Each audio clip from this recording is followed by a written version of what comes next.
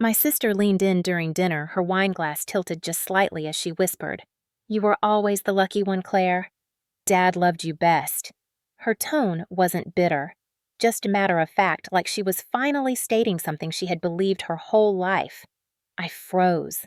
The laughter around the table faded into a distant hum, like I had been yanked out of the room and into some alternate timeline where my reality was wrong and hers was somehow right. I stared at her. Lucky, I echoed. The word felt foreign in my mouth. Wrong, like tasting metal. Molly tilted her head and smiled almost wistfully. "You were his favorite. You always got straight A's, and he never yelled at you the way he yelled at me."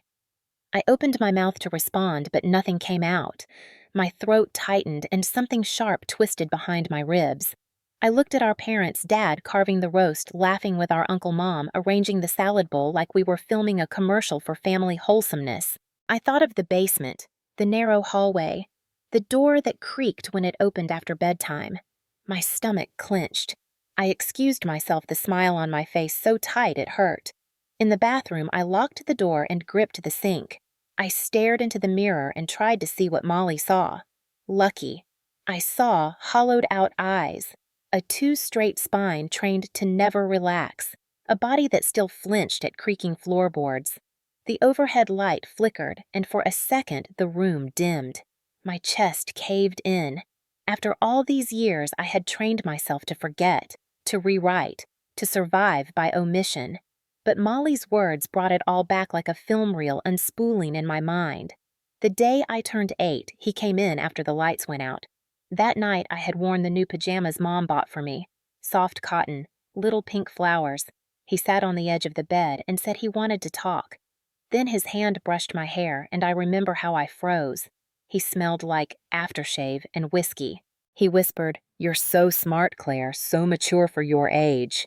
My fingers tightened around the edge of the sink as the memory clamped onto me like a vice. After that night, I started sleeping with the light on.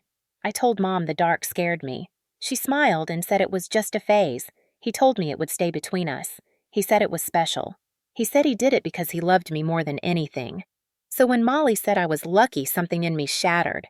She never knew what Dad did to me after the lights went out. She never saw the way he looked at me when no one else was around.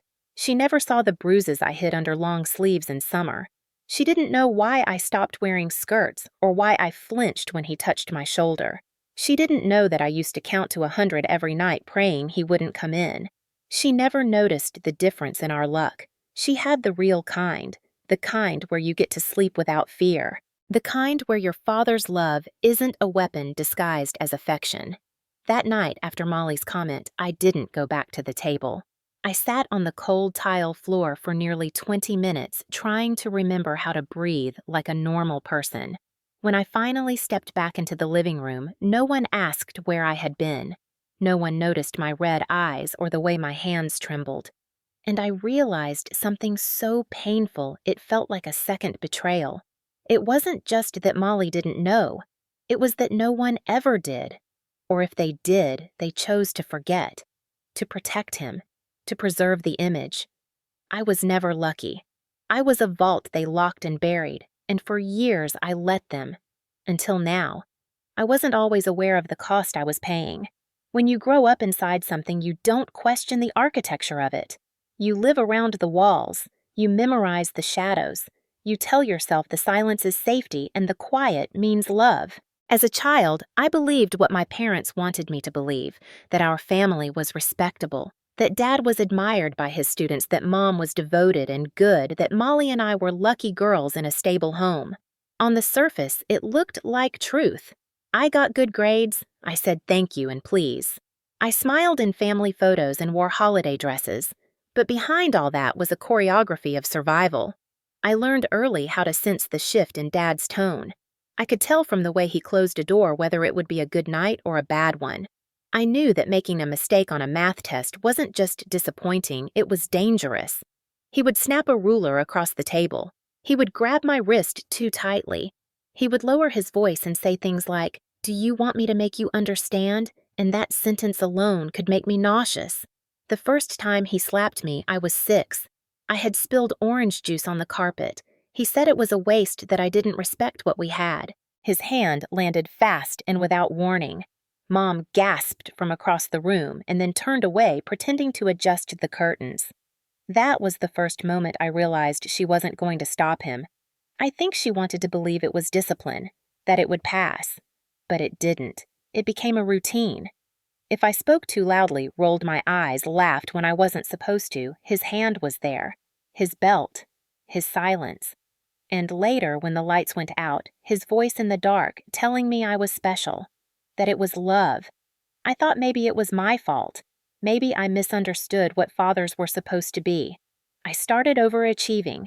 Straight A's. Perfect hair. Quiet, polite, helpful. I hoped that if I could just be better, the darkness would leave me alone. But being better never saved me. It only made me easier to control. By the time I was 10, I knew how to cover bruises with sweaters, how to keep a secret without flinching, how to smile while my insides churned. Molly never saw it.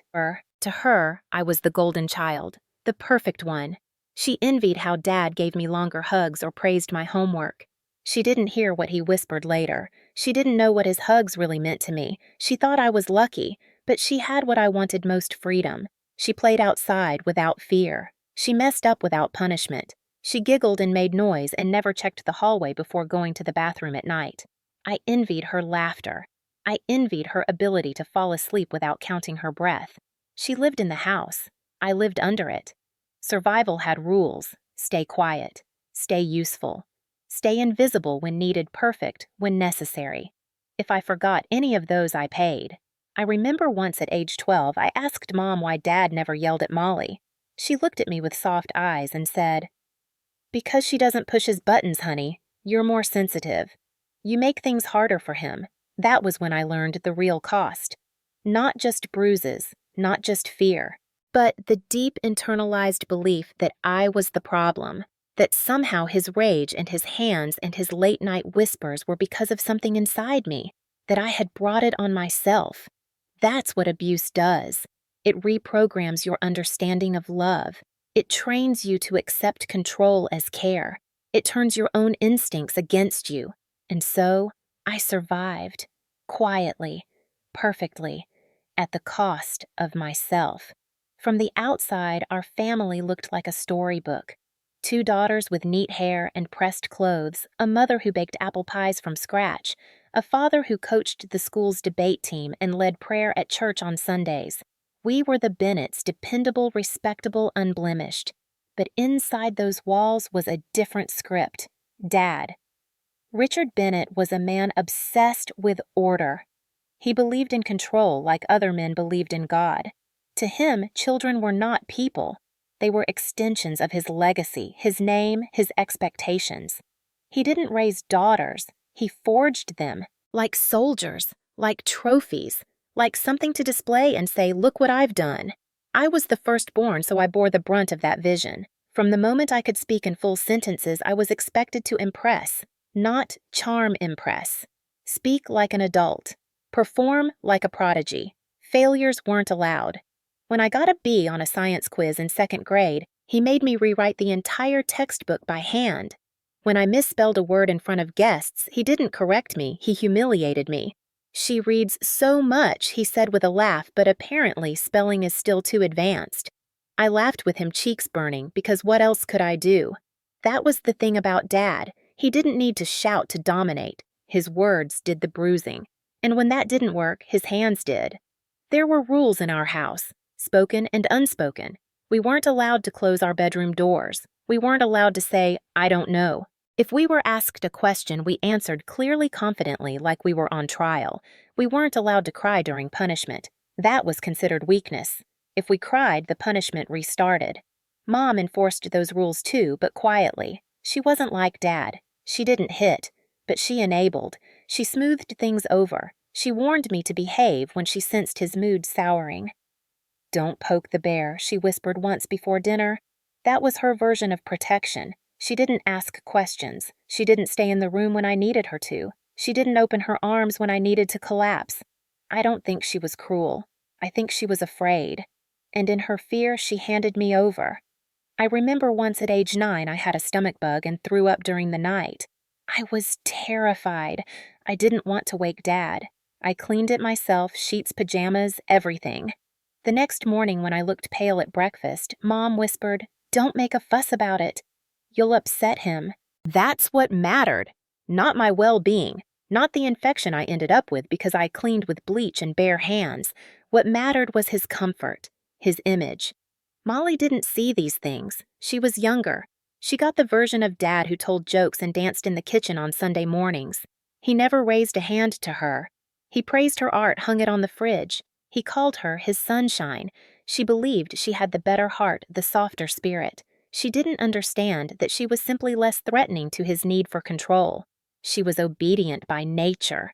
I was curious, outspoken, sharp-edged, and that was unforgivable. When I turned 13, I started asking questions, small ones at first. Why can't I join the soccer team? Why can't I go to camp with my friends? Why does he read my texts? Why can't I shut my door? The answer was always the same, delivered through narrowed eyes or gritted teeth because I said so. And if I pushed further, punishment followed. One time, he smashed my phone against the wall. Another time, he cut the straps off a dress he didn't approve of. He told me I looked like a slut. I didn't even know what that word meant at the time. I just knew it meant shame. I kept a journal during those years hidden under the floorboard beneath my bed. I wrote things like, "I'm not crazy, and it wasn't my fault, and I don't want to be here." That journal became my sanctuary. It was the only place where my voice existed without consequence. Looking back, I see now that my father wasn't just strict. He was strategic. He wanted control over every inch of who I was, what I wore, what I thought, what I feared. And the abuse, it wasn't only physical or sexual. It was psychological warfare. He convinced me that love meant sacrifice, that respect meant silence, that my worth depended on how well I obeyed. And when I did obey, he told me I was his favorite. "You're my pride, Claire," he'd whisper. "You're the only one who really understands me." I didn't feel proud. I felt hollow, like a marionette held up by strings I couldn't see. But I smiled, because in our house, the only thing worse than being controlled was being cast out. At least if I was still his favorite, I had a place. I had purpose. I could pretend it wasn't so bad, until the pretending nearly killed me. By the time I turned 16, the air in our house felt like static, always buzzing, always ready to strike. I had become an expert at predicting moods, memorizing footsteps, decoding silence. Dad's control was no longer just private. It seeped into every interaction, every decision I tried to make for myself. He didn't just monitor me, he micromanaged my thoughts, my friendships, even the books I read. When I expressed interest in joining a creative writing workshop at school, he told me it was a waste of time. "Writers are just lazy people who talk instead of act," he said, handing me a stack of SAT prep materials. I wanted to scream. I wanted to tell him that words were the only place I felt free, the only place where he couldn't touch me. But I didn't. I nodded, swallowed the lump in my throat, and buried the application form deep in the trash. It was safer that way. The punishments had become more unpredictable. One night, I came home 10 minutes late after tutoring a friend. I had texted Mom to let her know, but she hadn't told him. As soon as I walked in the door, he slapped the phone from my hand. It hit the wall and shattered. Then he grabbed me by the arm and shoved me into the kitchen. "You think you're an adult now," he hissed. "You think you can just make your own rules?" I didn't respond. I knew better. Any answer could be wrong. The next morning, I wore long sleeves to school, even though it was almost 80 degrees. When my English teacher asked if I was okay, I smiled and said I was just cold. I was always cold back then, in my bones, in my blood, in my spirit. Cold from being watched, from being erased. Molly, meanwhile, blossomed. She was 14 and carefree, laughing with her friends on the porch, playing music in her room, dancing through the hallway without fear. Dad adored her. He called her his little star. And to her, I was the one who had changed. I was the one who had become distant, moody, cold. She didn't know that I stayed up at night just to watch the hallway to make sure he didn't come into her room the way he came into mine. I didn't sleep deeply. I didn't dream. I waited. I listened. And I wrote. That hidden journal under my floorboard became my only truth.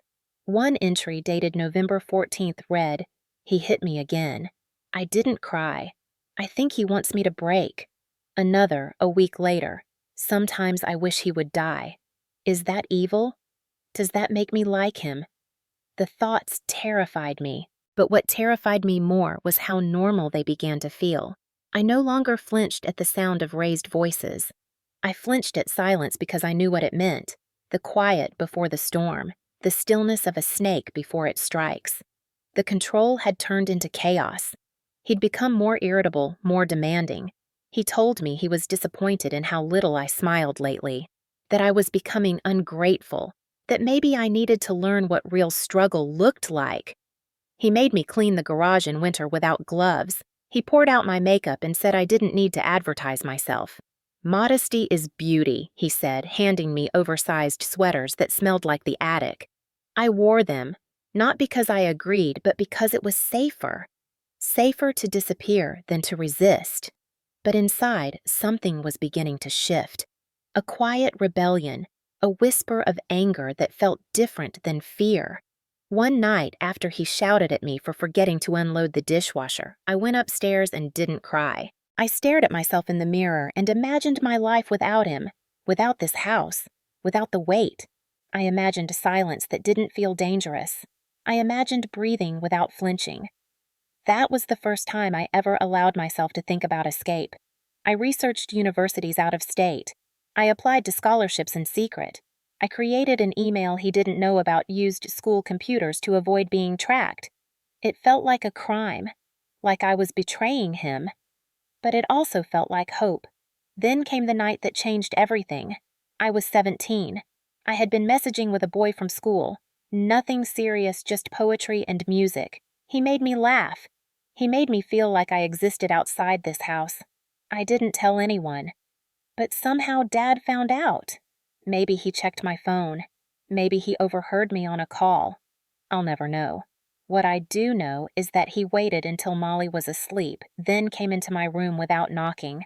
His eyes were dark, almost hollow. He held my phone in one hand. The screen was cracked. "You think you're clever," he said, voice low and sharp. "You think you can sneak behind my back?" I didn't answer. I braced. He raised the phone and threw it against the wall. It exploded into pieces. Then he grabbed the lamp from my nightstand and smashed it too.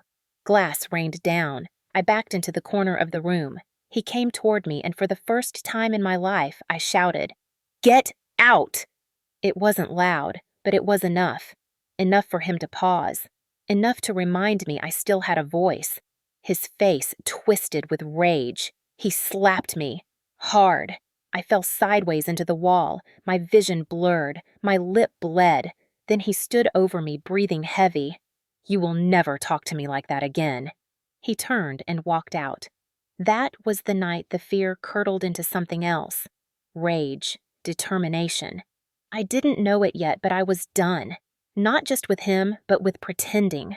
Something inside me had cracked open, and I would never be the same. It started with nausea, a quiet, creeping sickness that settled in my stomach one morning as I brushed my teeth. I thought maybe it was stress. Maybe another sleepless night had finally caught up with me. But then it didn't stop. The queasiness came in waves. Certain smells made me gag.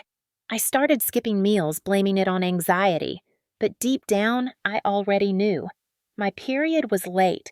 My body ached in strange places. I woke up drenched in sweat.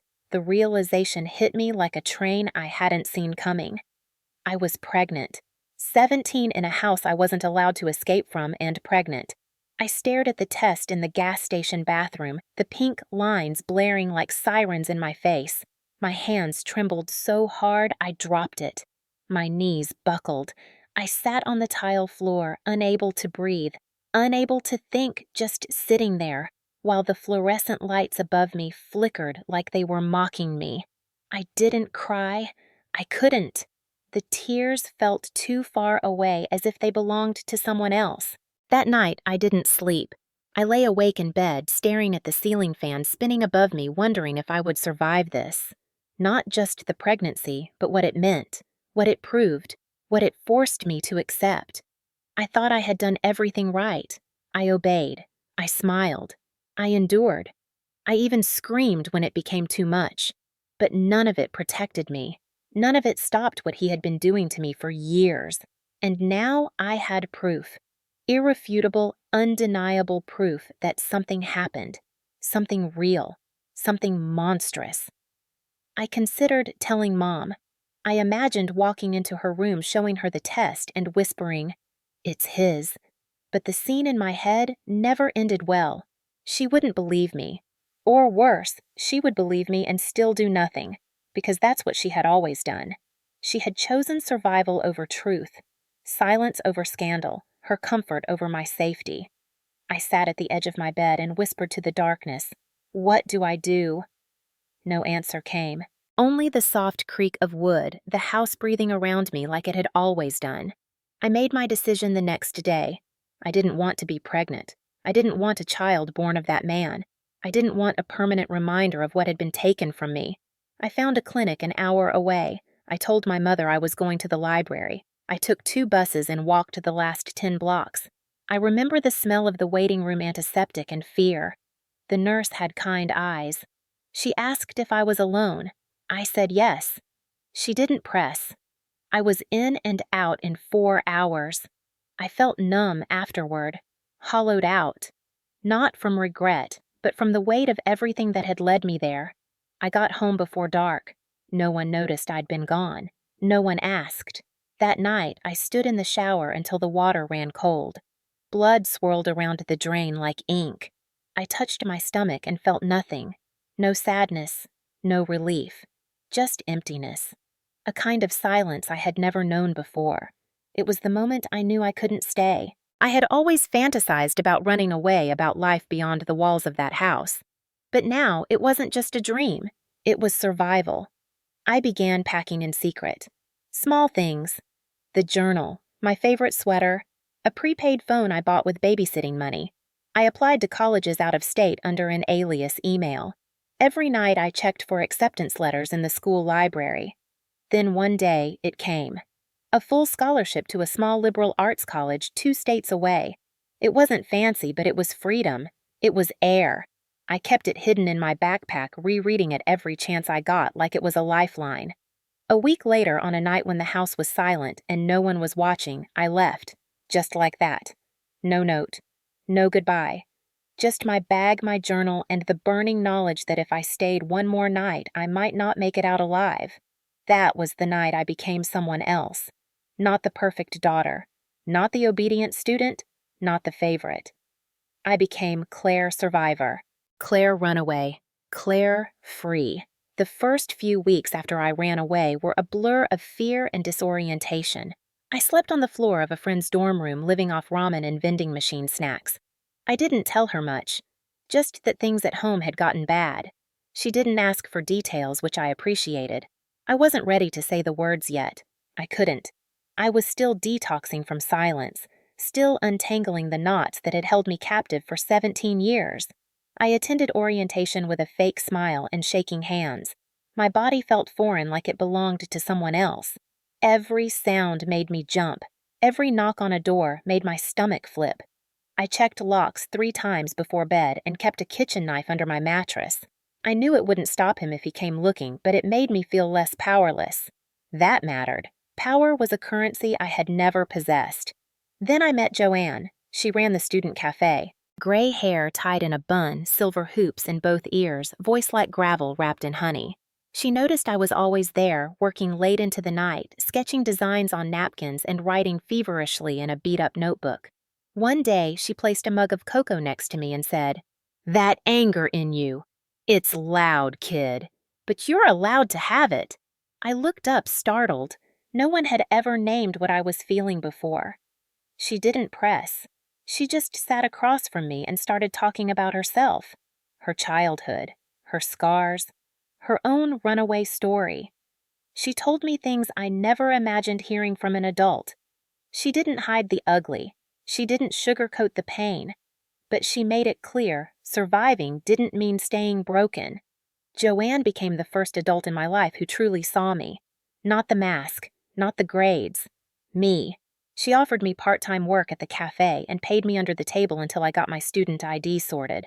I worked hard. She noticed. She also noticed the panic in my eyes when someone raised their voice too loud or when a customer brushed too close. PTSD, she said one night as she handed me a towel to clean the counter. You should talk to someone. I shook my head. Therapy had always felt like a luxury reserved for other people, people with supportive families, people whose pain wasn't laced with shame. But Joanne didn't back off. A week later, she handed me a business card. Dr. Klein, she said. No pressure, but she helped me learn how to breathe again. Might do the same for you. I kept the card in my pocket for 3 days. Then one morning, after waking from a dream where I was trapped in my old bedroom screaming with no sound, I called. Dr. Klein's office was small, warm, no harsh lights, no clipboards in sight, just bookshelves and soft chairs and a faint lavender scent that made my throat tighten. I sat down, arms folded across my chest. I didn't say anything for the first 10 minutes. Then I told her I had a question. Is it still abuse if they never left bruises people could see? She didn't flinch, didn't interrupt. She just nodded. Yes, she said softly. Yes, it is. That session cracked something open in me. Not all at once, but enough. Enough to start. I went back the next week. Then the next. I talked about the journal, about the basement, about the way my mother always looked away. I cried for the first time in years. Real tears. Not silent ones in the dark, but the kind that burned and shook and refused to be swallowed. Dr. Klein helped me untangle the voices in my head, the ones that said I was the problem, that I invited it, that I deserved it. She taught me how trauma rewires the brain, how it isn't weakness to be triggered, how survival instincts don't go away just because you've changed zip codes. And slowly, I started to believe her. I started to believe myself. I wrote more. Pages and pages, not just for me, but for others. I created a blog under a pseudonym after lights went out. It was raw, messy, honest. I didn't hold back. I told the truth piece by piece, and people read it. People wrote back. Survivors, strangers, sisters. They said, me too. They said I thought I was alone, and for the first time in my life, I wasn't. I had community. I had language. I had light. Not much, but enough to keep going, enough to start turning survival into something more, into healing, into power. Writing saved me, not all at once and not completely, but enough to pull me from the wreckage of who I used to be. After lights went out became my confessional, my rebellion, my quiet act of war against a man who had spent most of my life silencing me. I never named him, not at first. I wrote in metaphors, described the feeling of being watched in your own skin, of fearing footsteps in the hallway more than thunderstorms. I wrote about mothers who looked the other way, about bedrooms that weren't safe, about the way silence sinks into your bones when you're taught not to scream. The posts spread faster than I expected. People shared them, quoted them. Some said I had put their pain into words they hadn't dared write. Others sent angry messages accusing me of exaggerating or lying. But even their rage couldn't touch me. I had already lived through worse. I kept writing. I posted every week. I gained followers, mostly women, some men, all survivors in their own way. The community grew. The anger grew with it, but so did the courage. And one day, I decided to stop hiding. I posted a piece called The Saint Who Prayed Before He Hit Me. I described Sunday mornings with Dad standing in front of the church congregation reciting verses about love and discipline, about patience and grace, while at home he used those same verses to justify control. I didn't call him Richard. I didn't need to. Anyone from my hometown would know, especially when I included the line he coached the debate team. He made us practice rebuttals at the dinner table, but we weren't allowed to disagree with him. It went viral in less than 48 hours. Comments flooded in. People who knew him or thought they did were stunned. Some tried to defend him. Others said it explained things they had always sensed but never confirmed. The Post reached a small journalist who ran a column on family trauma and generational abuse. She contacted me for an interview. I declined at first, but after sitting with it for days, I said yes under one condition. I would tell the truth, but not for pity, only for power. The article came out a week later. It was titled The Girl Behind the Door. The responses were overwhelming. For every hateful comment, there were 10 others thanking me, telling me their stories holding space for mine. But more than that, people started asking questions. In my hometown, whispers became conversations. Church members wondered aloud about things they used to ignore. My high school guidance counselor reached out privately and said she had always suspected something wasn't right, but hadn't known what to do. That acknowledgement meant more than she realized. And then I got the email. It was from a girl named Lila. She had been in Dad's 10th grade class 2 years after I left. Her message was short but heavy. He crossed lines with me too. I didn't say anything back then because he was beloved. But now that I know I'm not alone, I want to speak up. I cried when I read it, not just for her, for all of us. I asked if she wanted to talk. She said yes. Over coffee, she told me how he had commented on her clothes touched her shoulder too long, made jokes that felt too personal, nothing she could prove, nothing others would have believed until now. I gave her Dr. Klein's contact. I offered to support her if she wanted to file a complaint. She did. She filed an official report with the school district. 2 more students came forward after that. Suddenly, Richard Bennett wasn't a respected teacher anymore. He was under investigation. The local paper covered the story. The school placed him on administrative leave pending review. I watched it unfold from my laptop. My hands shook not with fear, but with clarity. I wasn't the only one anymore, and I wasn't helpless. He had built his life on power and silence. I had spent mine finding my voice, and now I was using it. I didn't stop there. I created a resource hub on my blog Hotline's therapist directories, survivor circles. I partnered with a nonprofit that provided legal aid to victims of parental abuse. I wasn't just telling my story now, I was creating paths for others. It felt like fire and light all at once, like reclaiming a name I hadn't chosen but now wore with pride. Claire Bennett. Not the daughter, not the victim, not the good girl. The woman who left, the woman who spoke, the woman who helped others do the same. Molly hadn't said anything through all of it. I knew she had seen the articles. I had even seen her like one of my posts, then unlike it within minutes. I didn't reach out, not yet. This part wasn't about her. It was about the girl I had been. The one who had counted steps in the hallway and prayed to disappear. I had disappeared for long enough. Now it was my turn to be seen. Fully, fiercely, and without apology. The official investigation into my father began 3 weeks after Lila submitted her report. The district launched a review of past complaints and classroom records. While no formal charges were filed at first, the sheer volume of witness statements and online attention made it impossible for the school to ignore. Richard Bennett was placed on unpaid leave pending the outcome.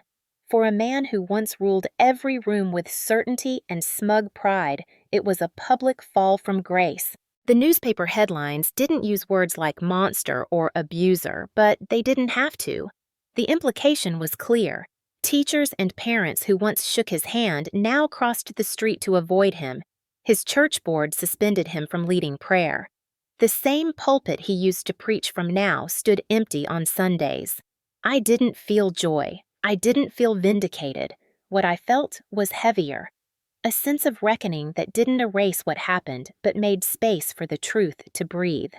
Mom called once. I let it ring. She left a voicemail that started with Claire. I don't know what you're doing, and ended with, you're tearing this family apart. No apology, no accountability, just guilt veiled as concern. I saved the message. Not to replay it, but to remember what I was never going back to. I learned through a mutual contact that she was still living in the same house. She hadn't left him. Not even after the school suspension, not after the news coverage. She told neighbors it was all lies, that people were trying to ruin a good man, that Claire had always been dramatic, the same script, just louder. It didn't matter anymore. I had stopped needing her validation, but the twist came quietly through a relative I hadn't spoken to in years. Aunt Beth, my father's younger sister. She reached out via email after reading my story. Claire. She wrote, I always suspected. I wish I had done more. She offered to meet. I hesitated but agreed.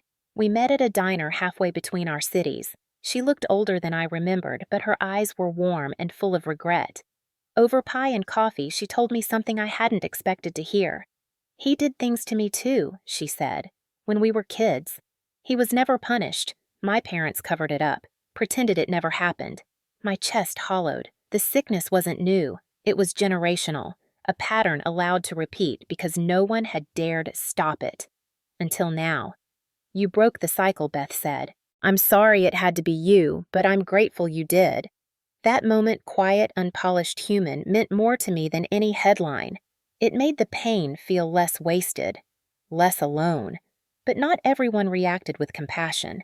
Some people from my hometown posted passive-aggressive messages online. Others defended my father outright, saying I was trying to destroy a good man's legacy. I didn't respond. I didn't need to. Truth doesn't argue with comfort. It just stands. Then came the final blow. Lila forwarded me a letter she received from the school board confirming that Richard Bennett would not be returning to the classroom. His teaching license was suspended indefinitely. The statement cited multiple corroborated reports of misconduct and a violation of ethical standards. The man who once dictated every move in my life was now officially labeled unfit to teach. It wasn't prison. It wasn't a courtroom conviction. But it was public. It was permanent. It was real. Molly finally reached out not long after. A text. 2 lines. "I didn't know. I'm so sorry." I stared at the screen for a long time. Then I typed, "I know. We'll talk soon." I meant it. But not yet. First, I needed to let the dust settle. I needed to look in the mirror and see myself free, not from him, but from the belief that I had to carry the shame alone. He had taken enough from me. He wouldn't get my silence, too. It took nearly a year for the nightmares to lessen, even longer for the panic to loosen its grip on my rib cage. But slowly, piece by piece, I began to reclaim myself. It didn't happen in grand cinematic moments. It happened in the quiet things like finally sleeping with the lights off or walking past a man with a deep voice without flinching. I started running every morning. At first, it was just a way to burn through the nerves, but it became something more. A rhythm. A pulse that reminded me my body belonged to me, not to my past, not to him, to me. I began building a life that felt like mine. I moved into a small apartment above a bookstore. It was cramped and always smelled like dust and coffee, but it was safe. The windows faced east, so every morning light spilled across the floor like a promise. I hung my own art on the walls. I bought furniture in colors I liked, not ones that blended into the background. I grew herbs in little pots along the sill, even though I constantly forgot to water them. I returned to school part-time and switched my major from business to social work. I wanted to help girls like me, girls who had learned to be invisible to survive, who needed someone to tell them they were worth being seen.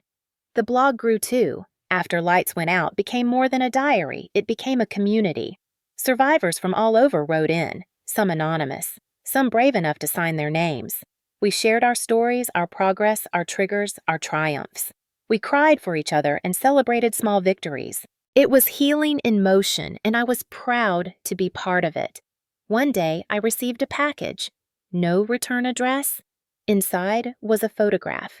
Me and Molly, maybe 6 and 8 years old, grinning with missing teeth, arms around each other in front of our old swing set.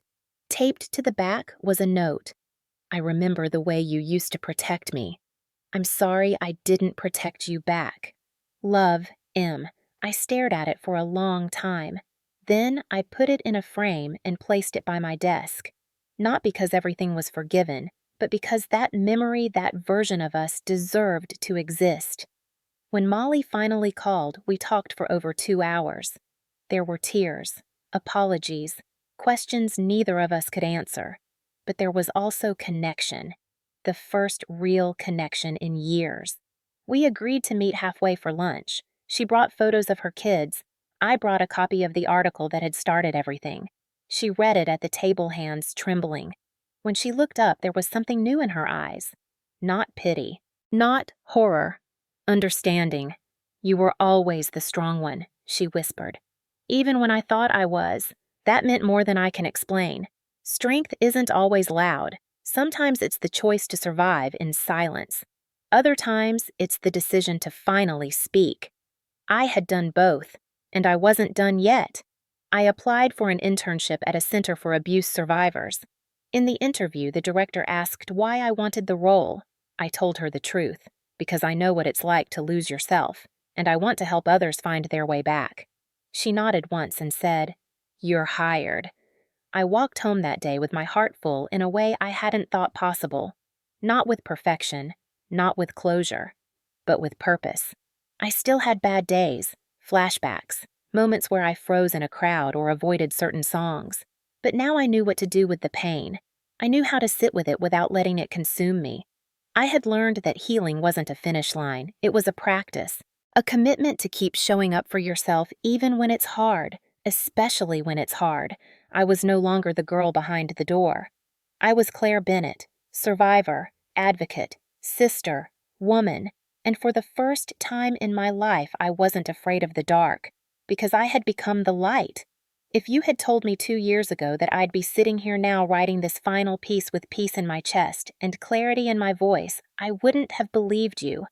For so long, my story felt like a secret I had to carry in silence, a shame I didn't ask for but was expected to bear.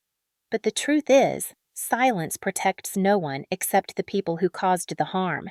Speaking saved me, not all at once, not in one sweeping moment of catharsis, but in steady, defiant breaths, in choosing to tell the truth first to myself, then to the world. I've learned that toxic families don't always look like monsters. Sometimes they wear smiles and carry casseroles to church. Sometimes they hug you goodnight and still hurt you behind closed doors. Sometimes the deepest wounds come from the people who claim to love you the most. But I've also learned that love without respect isn't love, that obligation without safety isn't family, and that forgiveness doesn't require reunion. You can release the grip someone has on your spirit without ever letting them back into your life. That's what breaking the cycle means. It means drawing a line between what was done to you and what you will no longer carry. It means refusing to pass down silence or shame to the next generation. It means standing in your truth, even when it shakes, especially when it shakes. To anyone reading this who's still trapped in the dark, please hear me. You are not alone. You are not crazy. You are not to blame. And you are not weak. Surviving what was never meant to be survived is a kind of strength most people will never understand. But I see you. I believe you. I stand with you. If you've been hurt by someone who was supposed to protect you, I want you to know that your pain matters, your story matters, and your healing is possible. It doesn't have to look perfect. You don't have to have all the answers. Just take the next right step. Find your people. Find your voice. Even if it trembles, especially if it trembles. You deserve a life that doesn't feel like a battlefield. You deserve peace that doesn't require permission. You deserve love that doesn't hurt. For years, I thought the damage my father did would define me, that I'd always be the girl who flinched at footsteps or apologized for taking up space. But now I see that what he did is only one part of my story, not the whole thing. The rest of it is mine to write, and I'm writing it in bold, with color, with light. My sister Molly is still working through her own guilt, and our relationship isn't perfect, but it's honest now. We've both learned that healing doesn't happen in isolation. That sometimes loving each other means confronting the parts of our past we both wanted to forget. I've set boundaries with my mother. I don't expect her to change, but I no longer abandon myself trying to make her understand. I've let go of needing her approval to validate my reality. I've built a chosen family of friends, mentors, survivors, and advocates who remind me daily what real connection feels like. Safe, supportive, respectful. I don't tell this story to gain sympathy. I tell it to show what happens when someone chooses truth over silence, boundaries over guilt, and self-worth over survival. I tell it for the little girl I used to be and for every other girl still trapped in the illusion that pain is normal. It's not. Abuse is never normal. And no matter how good the outside looks, what happens behind closed doors matters. If you're someone who's still enduring harm, I hope my story is a reminder that escape is possible. That justice, while not always perfect, can still be claimed. And if you're someone who has made it out, I hope this reminds you that you're allowed to thrive, not just survive. We don't break the cycle by pretending it never existed. We break it by looking it in the eye and saying, "No more. Not with me. Not with anyone I love. Not ever again." Thank you for listening. Thank you for bearing witness. And if you carry anything from my story, let it be this: you are worthy of a life that feels like your own. Keep walking toward that life no matter how long it takes, because on the other side of silence there is light, and you deserve to live in it.